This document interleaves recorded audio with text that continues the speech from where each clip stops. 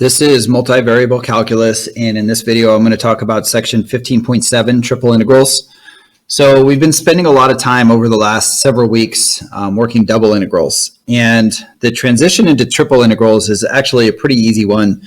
The only thing that changes is a little bit about our setup. So when we were doing double integrals, we were talking about having small subregions that we were integrating over, and then we would have some height for a rectangular prism that would kind of define all of the pieces that we were adding up as we were creating the value for that double integral. Now that we look at it in terms of a triple integral, what we're doing is we're adding a third change into this. So instead of having just a change in y and a change in x like we were primarily looking at before, now we also have a change in z. So when you look at the regions that we're going to look at, here's just a simple rectangular prism. And let's say we were going to solve this with a triple integral. What we're going to do is we're going to break this down into a bunch of very, very small, you could think of them as cubes, but they're small volumetric pieces where the dimensions of each one of those volumetric pieces going to be determined by the change in x, the change in y, and the change in z. And then all we're going to do is use a triple integral to add up all of those pieces. So if we were going to do that, we could do it with a summation like we've looked at before, but the reality is we're going to represent that as an integral. And the thing about triple integrals is that we can integrate in whatever order that we want or whatever order is convenient. So same things that we were talking about when we were talking about changing the limits of integration, changing the order of the limits of integration, those same ideas are going to apply here as we work through these problems. So you can see here, here's kind of our general setup in terms of the summation, where delta v would be your delta x, delta y, delta z, and we can write that in the integral notation, the triple integral over some region. Okay, so when we write these out, then typically what we're going to do is we're going to write them in this form. So you can see Fubini's theorem for triple integrals. This is if we're on a rectangular region. And I should say rectangular region in all dimensions. So we would be thinking about a rectangular prism. So I can integrate on a rectangular prism in whatever order I want. And it's actually pretty simple to change the limits of integration, the order of the limits of integration, because I'm not going to do anything special to change the order. But for our standard setup, we're typically going to set it up with dx, dy, dz. But there will be situations where we'll want to integrate with respect to z first, or y first, or x first. And then the second variable, sometimes we're going to want to switch up. It just depends on what we're dealing with. All right, so let's talk about the mechanics of this first, and then we'll get into some that are a little more difficult. And then in the end here, we're going to do the same types of applications that we were doing back in section 15.5 when we were looking at centers of mass, and we were looking at finding the mass of an object, and when we were looking at finding the moment of inertia. But now we're going to do that with triple integrals instead of double integrals. Okay, so for this one, it says just evaluate this triple integral. So this is really just, more about the mechanics of setting these problems up. So I've got this rectangular box G defined by these inequalities, and I can integrate in whatever order that I want. So what I'm going to do here is I'm going to set up my triple integral, and my function that I'm integrating is 12xy squared z cubed. And I'm just going to choose to integrate with respect to z first, and then y, and then x. Not really for any particular reason, because it doesn't really gain me any advantage by choosing this order. But I'm just showing you that you can set them up a little differently than what we just saw a second ago. Okay, so my x direction, I'm going from -1 to 2. So here's my setup. Now, when you solve these out, this is exactly like what we did with the double integrals. You're just going to work from the inside out. The harder part this time is, a lot of times what we were doing with the double integrals was, we were solving the inside integral by hand, and then once we got to a single integral, we were plugging them into a calculator.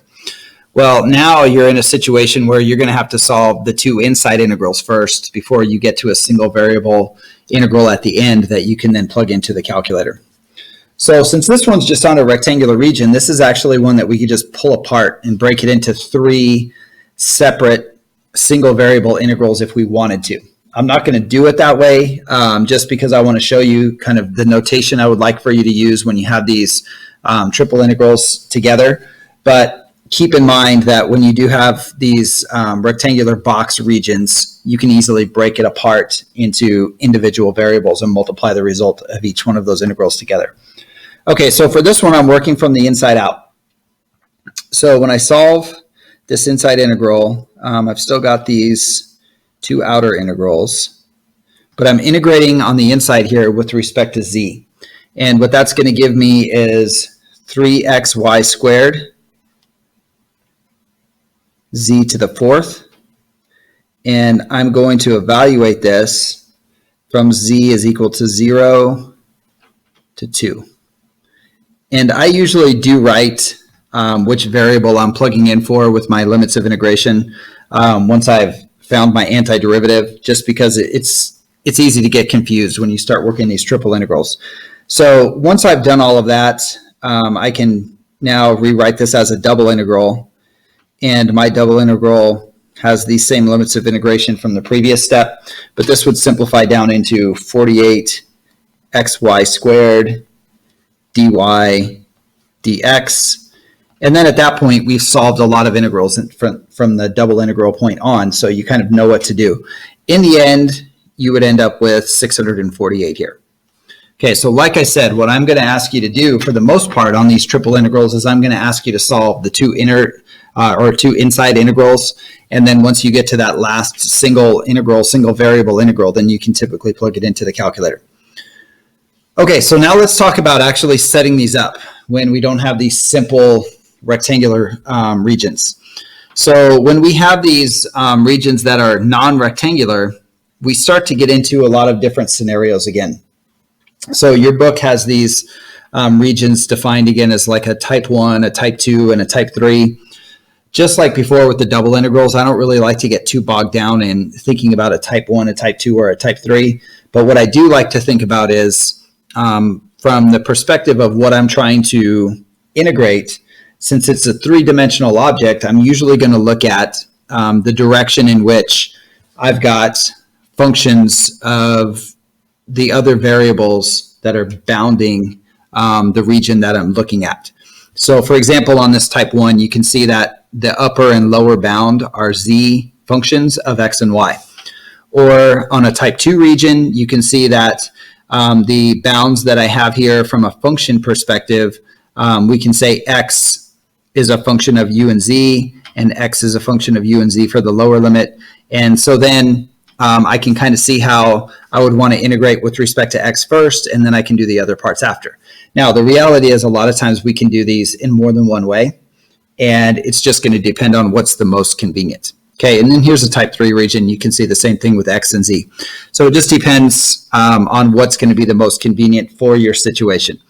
Here's a little bit of information about determining your limits of integration. And again, it's a little bit more intuitive, and I try not to think of this as an algorithmic approach or like a formulaic approach. It's more of a kind of a feel system where you have to have a good understanding of what's happening three-dimensionally. You have to be able to kind of envision what your boundary functions are to determine your limits of integration. All right, so let's take a look at an example here. So it says, let G be the wedge in the first octant that is cut from the cylindrical solid y squared plus z squared is less than or equal to 1 by the planes y equals x and x equals 0. And they want us to evaluate this triple integral. So the triple integral over the region G, and it's z dv. Okay, so they didn't give us any order there that they want us to use, but we're going to figure out an order that we're going to use for this. Okay, so this is the integral that I want to solve, this triple integral over G, and it's z dv. Okay, so what I need to decide is, how am I going to set this up? What am I going to use for my limits of integration? What order am I going to use in terms of integrating this out? Now, if you notice here, I've got, in this three-dimensional region here, I've got an upper bound that is a z function, and I've got a lower bound that z is equal to 0.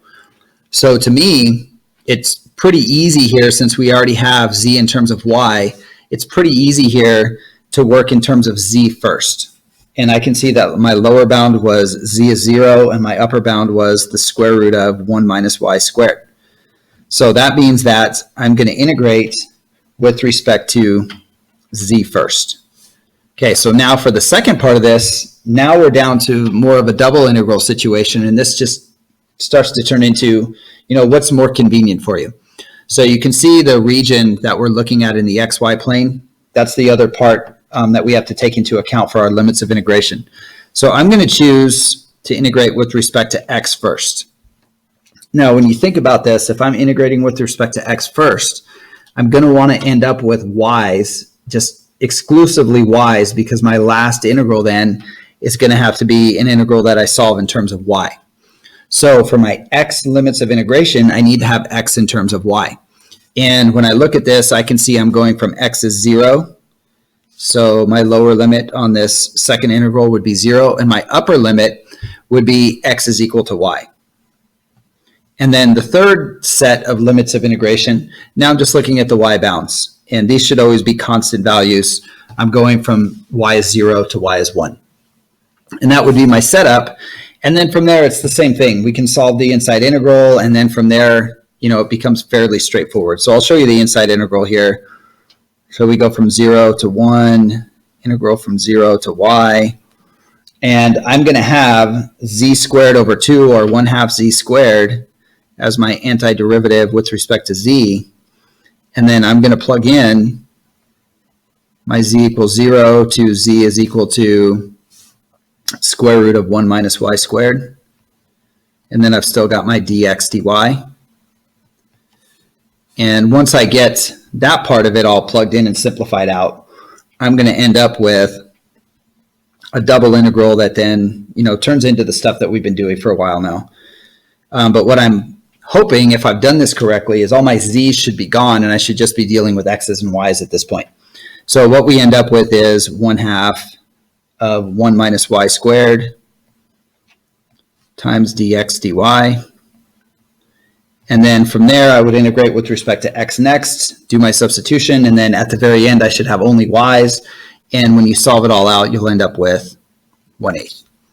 Okay, so it's not really that much more complicated to do from an understanding perspective in terms of like the steps of solving the triple integral. What is a lot more complicated is understanding geometrically what is actually happening, because we're thinking now in 3 dimensions as opposed to the last double integral types of problems. We always kind of boil it down into a 2-dimensional scenario. All right, so here's another example. It says, find the volume of the solid enclosed between the paraboloids. Z equals 5x squared plus 5y squared, and z is 6 minus 7x squared minus y squared. So what I have to think about here, first of all, I can kind of see in this 3-dimensional figure that my z functions serve as an upper bound and a lower bound for the two, or I guess for the z variable. And so the other part of it then is, how am I going to figure out the limits of integration in the x and the y direction? And you can see that they've already done this for you. If this wasn't done for you, what you would have to do is you would have to find the intersection between those two functions. And what I mean by that is, I know I'm going to integrate with respect to z first, but then what I want to do is I want to find the intersection between those two. And I could just set the z's equal to each other, and you would then have 2x squared plus y squared is equal to 1. So that's where that is coming from. And that's actually an ellipse. So you can see we have this elliptical region in the x and y direction that we're going to integrate over. Okay, so based on the way they have this set up here in these diagrams, it looks like I'm going to integrate with respect to z first, and then I'm going to integrate with respect to y, and then I'm going to integrate with respect to x. And the reason I say that is because notice y is in terms of x, and the x's are just bounded by constant values. Okay, so let's go through the setup for this. So this is going to be a volume, and I know I'm going to have a triple integral here. Now, the thing that we have to know is which one of these z functions is the upper function. So I do know that all of my volumetric pieces are going to be dz, dy, dx. And we already talked about why I chose that order. But now I have to think about which one's the upper and which is the lower value. And it's easy if you just start with the origin. If I'm at the point 0, 0 in the xy plane, you can see that z is 6 for the second function, z would be 0 for the first function.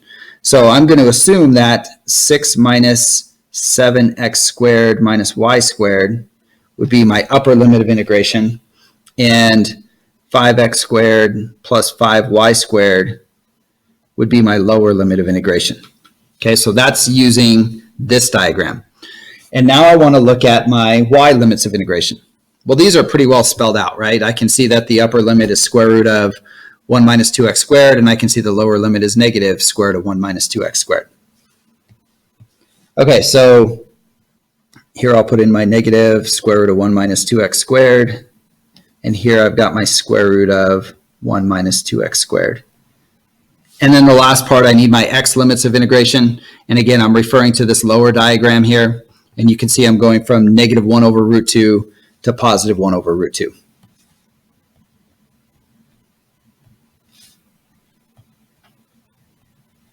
Okay, so that's really it. Now, if you think about this, it would actually be pretty easy to boil this down to a double integral, because I know that the z is just going to be the difference between those two functions. So in the end, what ends up happening here, when I solve that inside integral, I'm going to end up with a double integral that goes from negative 1 over square root of 2 to 1 over square root of 2. And then I've got this one going from negative square root of 1 minus 2x squared to square root of 1 minus 2x squared. And I know it's just going to be the upper z minus the lower z. And that's going to give me 6 minus 12x squared minus 6y squared. And then I've got my dy dx. Okay, pretty easy to solve from there.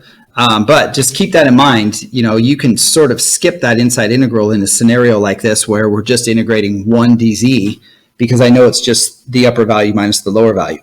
So in the end, if you were to solve this out, the exact solution that you get for the volume would be 3 pi over the square root of 2. Now, notice I keep skipping a lot of the steps here. When I give you your homework assignment, it's not going to be very long, because you're going to have to work through all of those steps in a lot of cases and get these exact solutions. And there's a lot of algebra and there's a lot of places to go wrong. So even though you won't have a very long assignment, it can take a little bit of time because you've got so many steps that you have to work through. So I'm just focusing primarily on the setup when we look at these. All right, so last one that we're going to look at here is just the idea of changing the order of the limits of integration. So it says to express this iterated integral from 0 to 1, 0 to x squared, 0 to y of f of x, y, z, dz, dy, dx as a triple integral, and then rewrite it as an iterated integral in a different order, integrating first with respect to x, then z, and then y. Okay, so what I have to think about here are the ways that my region sort of being defined in the different planes. And you can see it's already drawn out here, which is kind of nice. But what they've told us here is that the x's go between 0 and 1, the y's go from 0 to x squared, and the z's go from 0 to y. So using that as kind of the setup, that's where these diagrams came from. So what I want to start thinking about here is I want to think about, in the different planes that I'm looking at, what are my boundaries? So this first diagram here is the xy plane. So I'm going to write down the boundaries in the xy plane. And you don't necessarily have to actually write this out when you're working these problems out, but this is something that you want to be thinking about when you work through the problems. So in the xy plane, I'd be looking at xy such that 0 or x is between 0 and 1, and y is between 0 and x squared.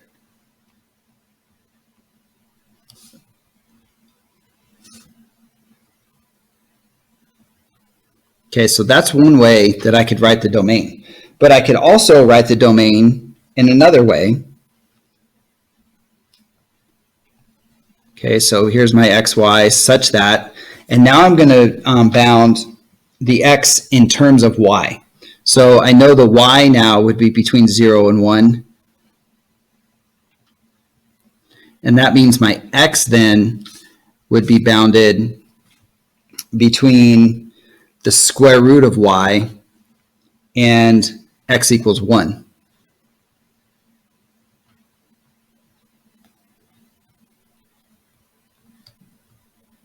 So what I'm doing here is I'm kind of thinking about the x's going in this direction, right? So I'm measuring off of the y-axis there, and then I'm measuring off of the y-axis there. So I'm thinking about it, in the other direction. Okay, so that's one thing that we can do that would then allow us to kind of think about this in a different order. Okay, so there's the xy plane. Let's do the same thing for the other planes. So if I think about the YZ plane,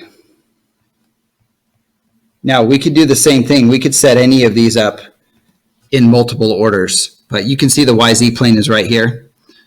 And in the YZ plane, what I'm going to do is I'm going to say I've got my X and Z bounded, or I should say my Y and Z, because I'm in the YZ plane. My y and z would be bounded such that y is between 0 and 1. And then z would be bounded between 0 and y.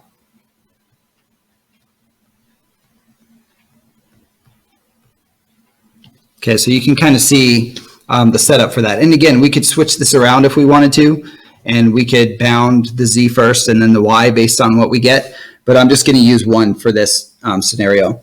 And now the last one I'm going to look at is the XZ plane.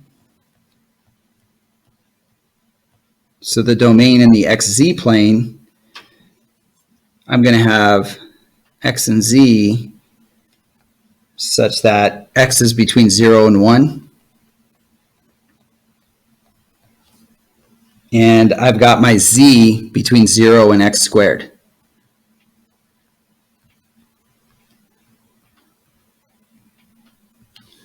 Okay, so depending on which order I choose to integrate, I'm going to define my limits of integration in different ways.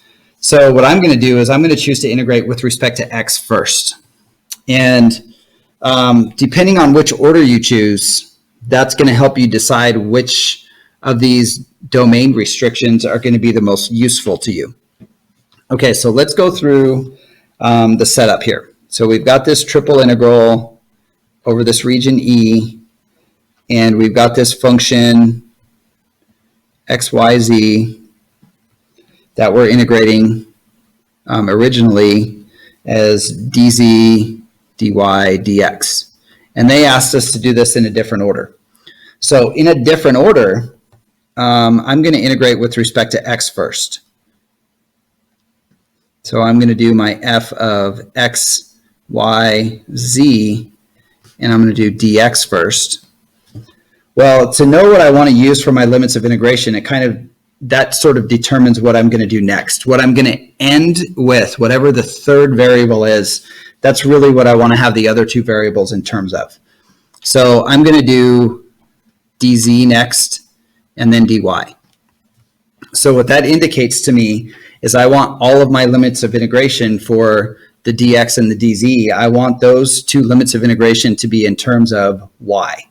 So when I was looking in the xy plane, I know I had x bounded between the square root of y and 1. When I was looking at z, when I was in the yz plane, I know z was bounded between 0 and y. And now when I look at my y is always between 0 and 1. And now I've got a triple integral that is equivalent to the one that we looked at before, with now a different order for the limits of integration. Okay, so now you notice I came up with one alternate. The reality is we have 6 different setups that we can use in any of these scenarios. And it's really just a matter of what's the most convenient or what's going to be the easiest. And it's not always the fact that one's easier than another. Sometimes the different methods are sort of interchangeable in the amount of work that you're going to do to solve. It's more a matter of which way do you see it the best in a lot of cases. But there are going to be situations where you're going to want to choose one particular order for integration based on the information that you have. Like, for example, this one that we had over here, it was pretty clear I was going to want to integrate with respect to Z first. And then after that, the X and the Y. If I hadn't been given this information in this second diagram, I could have done either order after that. I could have done dx dy or dy dx. It wouldn't have really mattered. It just would have changed my limits of integration. Okay, so as you work through the assignment, those are the main ideas. The other part, though, is we are going to do some applications in this section. And the applications are where this is going to get a little more complicated, but you're still looking at the same ideas we were looking at before. Finding a mass, you're going to be looking at finding a center of mass and moment of inertia. So the same general ideas now in a triple integral scenario. Okay, so we'll talk about this stuff next time in class and go through some of the details in those application problems.